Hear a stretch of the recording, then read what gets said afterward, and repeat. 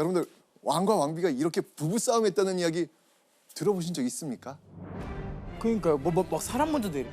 드라마라서 가능한 거 아닐까요? 자, 지금 동현 씨가 네. 드라마라서 그런 거 아니냐라고 했지만요. 네. 오늘 다룰 실제 내용은요. 드라마보다 더 엄청납니다.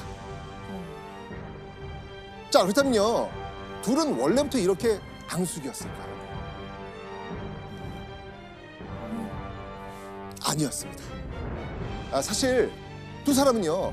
태종의 왕이 되기 전까지 보통 사람들은 상상도 못할 그 고난과 역경을 함께 헤쳐나가면서 서로를 의지해왔던 사람들이에요. 그런데 태종이 왕이 된 이후 모든 것이 바뀌어버립니다. 왜요?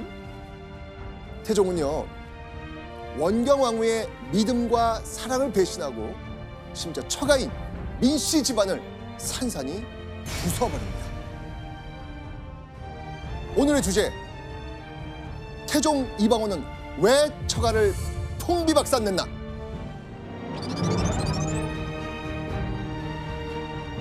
자, 때는 1400년 11월 13일. 이날은요, 새로운 조선이 열리는 날이었습니다. 개경 수창국에는요, 왕실 종친들은 물론이고요, 모든 신하들이 모였습니다. 잠시 후 용머리 장식이 달린 화려한 가마가 궁으로 들어옵니다.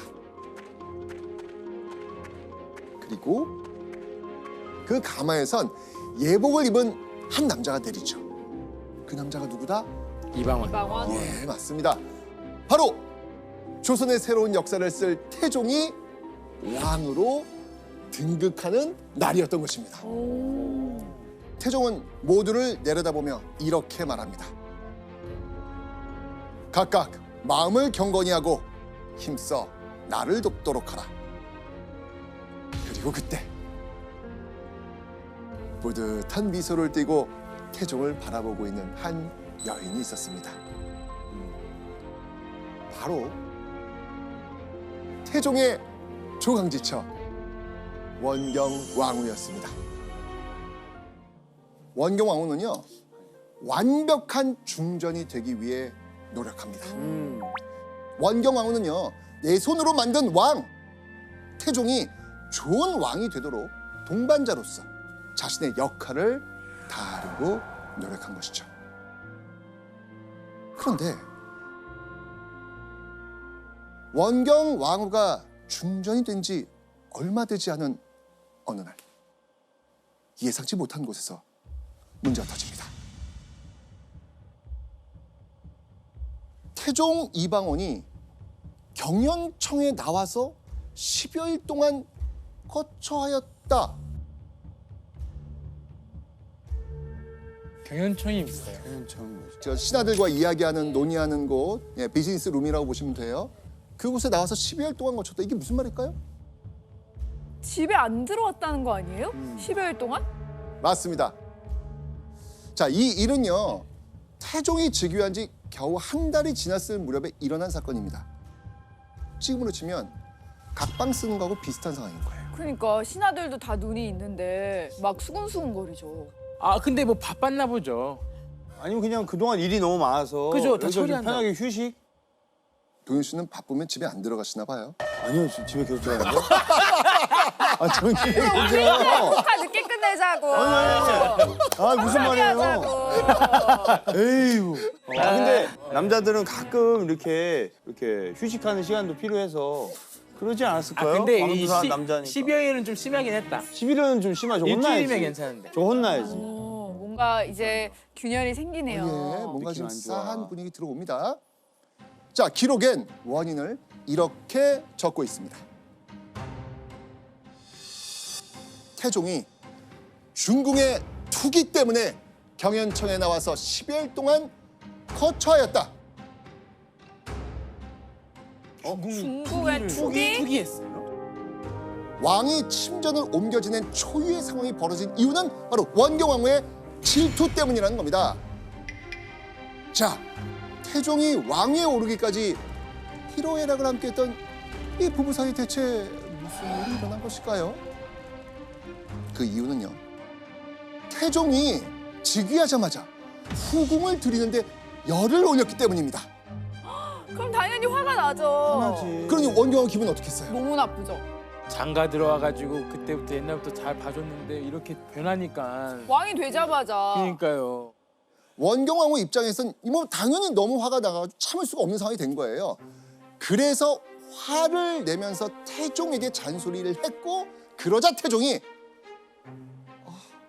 원경왕후의 잔소리를 피해서 아예 잠자리를 옮겨버린 겁니다. 근데 교수님, 아무리 왕이라고 해도 왕이 되자마자 후궁을 드리는 거 좀 너무한 거 아니에요?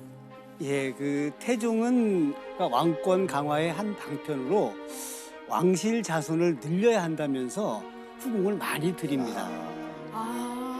그래서 외척 세력의 분산을 위해서 왕실의 번영이라고 하는 그럴듯한 명분으로 후궁을 계속 드리기 시작한 겁니다. 아하. 한마디로 태종이 후궁을 들인 가장 큰 이유는요. 바로 외척 경계.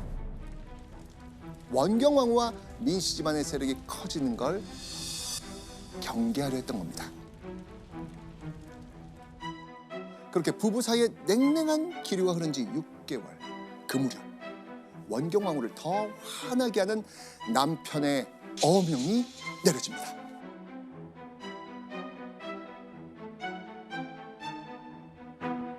태종이 정비전의 시녀, 환관 등 20여인을 내쳤다.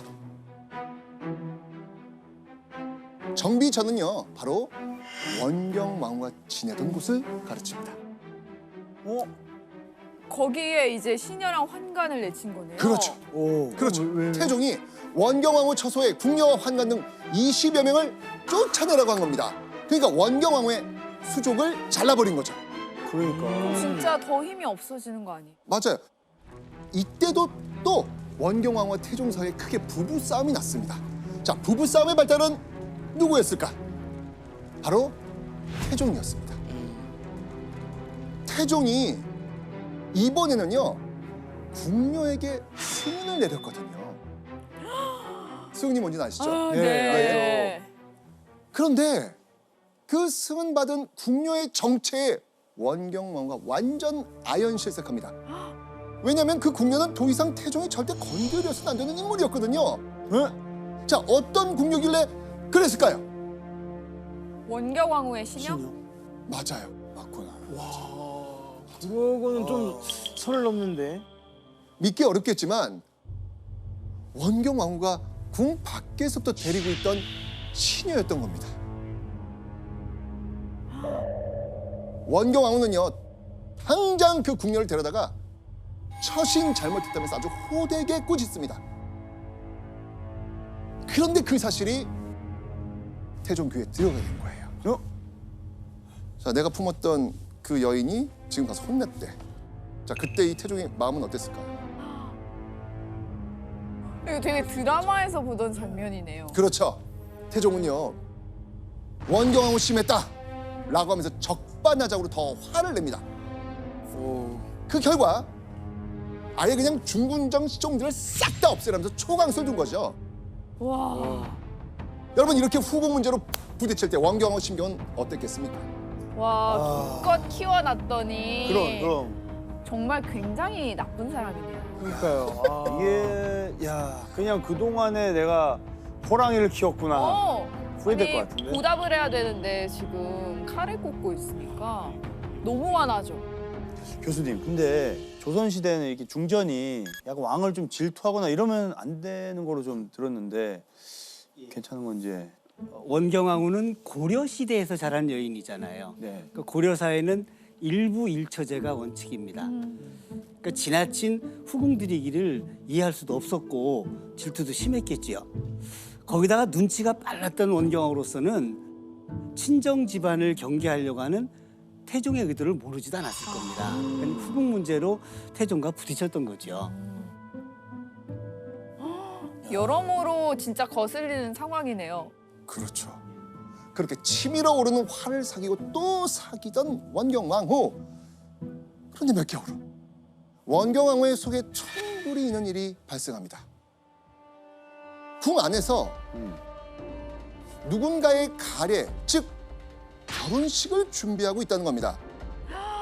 그런데 이 결혼식 신랑의 정체 설마. 누굴까요? 내 남편? 맞아요. 설마 이게 가능해요? 이게 아니, 잠깐만. 지나가다가 결혼 보는데 누구야? 내 신랑이네? 이러잖아요. 아니 역대 왕주 이런 사람이 있어요? 이게 가능해요? 아니 너무 황당한 거 아니에요? 자, 남편 태종은요 명문가였던 안동 권씨 집안의 딸을 후궁으로 드리고자 합니다. 그리고 더 황당한 건 태종이 직접 성대한 결혼식, 즉 가례를 준비하라고 지시한 겁니다.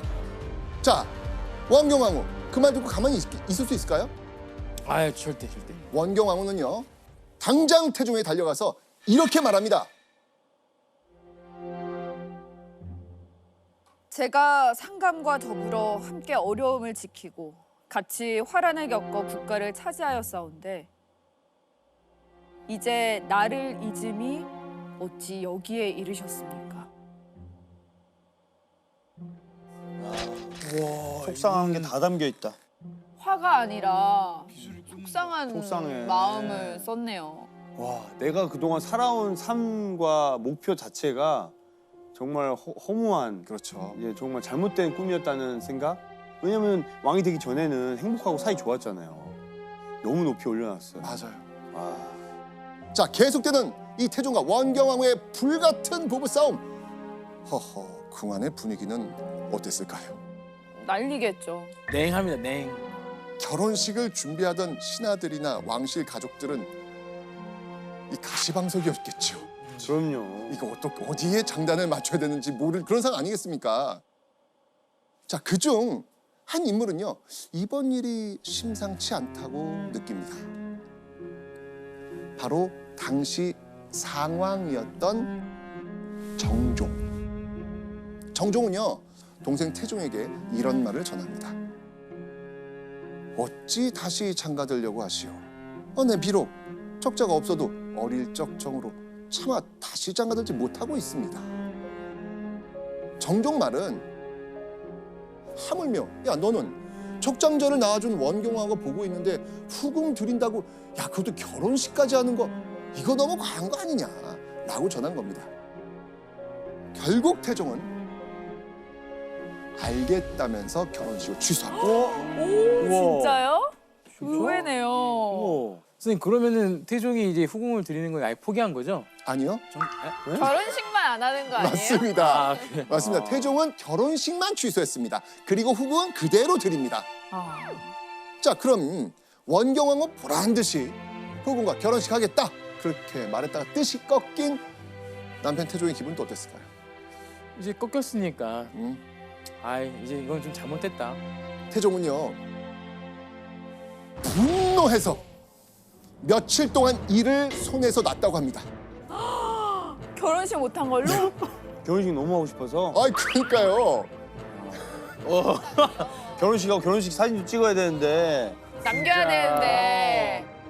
태종의 이런 행동은 원경왕후에게 보여주기식 성격이 강해요. 그러니까 왕인 나는 후궁을 얼마든지 드릴 수 있다라고 하는 일종의 충격요법을 쓴 거죠. 그런데 원경왕후는 어릴 적 사가에서 맺어진 동등한 부부관계였다는 것을 계속 가지고 있는 거지요. 그러다 보니까 태종의 축첩 행위에 대해서 원망도 하고 충고도 하면서 그렇게 불만이 쌓여갔던 것 같아요. 자, 그러면 태종과 후궁의 결혼식이 취소된 걸로 원경왕후 마음이 좀 풀렸을까요? 아니요. 맞습니다. 전혀 풀리지 않습니다. 원경왕후는요 후궁 입궁에 큰 상처를 받고 마음의 병을 얻어 들어 눕습니다. 태종은요 이후로도 계속 후궁을 드렸고요 원경왕후는 계속 분노합니다. 왕실 족보인 선언록에 오른 태종의 후궁은 무려 18명으로 기록되어 있습니다. 우와, 진짜 많네요. 이게 건강하시다.